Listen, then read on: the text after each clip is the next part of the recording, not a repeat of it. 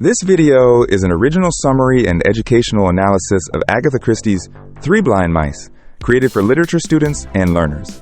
It does not include any copyrighted script or performance material.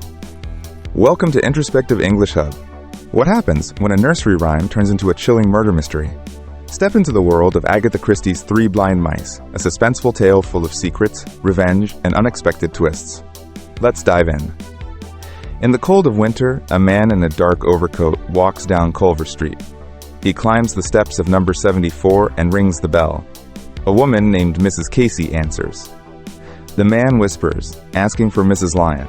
She directs him to the second floor. As he walks up the staircase, he begins whistling a strange, haunting tune, Three Blind Mice. At the same time, in the countryside, Molly Davis inherits a large house from her aunt, Catherine. Initially, she and her husband Giles consider selling it. But soon, Molly comes up with a new idea to turn the house into a guest house.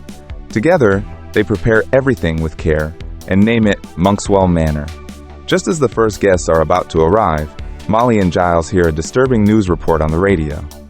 Mrs. Lyon has been murdered, and bad weather is cutting off roads and phone lines. The murder mystery begins to take shape. Their guests arrive one by one. Christopher Wren, a talkative and artistic young man. Mrs. Boyle, a critical and demanding older woman. Major Metcalf, a quiet, calm former Army officer. And Mr. Paravicini, a mysterious man who claims his car overturned in the snow.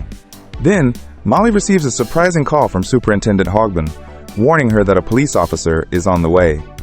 Soon after, Sergeant Trotter arrives on skis. He says he's been sent to investigate Mrs. Lyon's murder and warns that the killer may be among the guests at Monkswell Manor. Trotter tells everyone about Longridge Farm, where Mrs. Lyon and her husband had mistreated foster children. One of the children, a young boy named Georgie, died due to their cruelty. The police now believe the murderer is the eldest of the abused siblings seeking revenge. Later, when Giles is upstairs inspecting a telephone extension, a terrible scream echoes through the manor.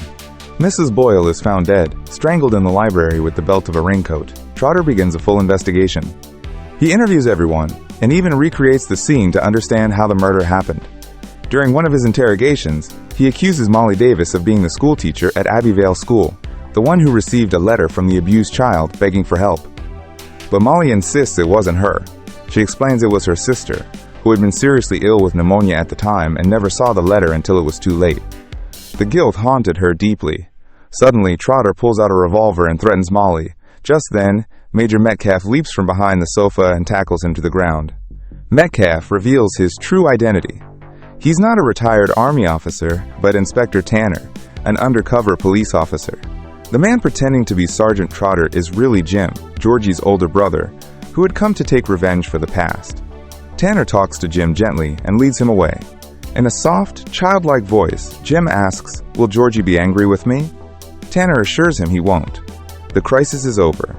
Giles returns with a surprise anniversary gift for Molly. He had gone to London just for her. The couple reunites lovingly. That's the complete summary of Three Blind Mice by Agatha Christie. A story filled with suspense, secrets, and psychological depth. Want to explore more? Check out our next videos for character analysis, key themes, important questions for exams. Visit www.introspectiveenglish.com for full study notes and resources. Like, subscribe, and turn on the bell for more smart English learning through stories.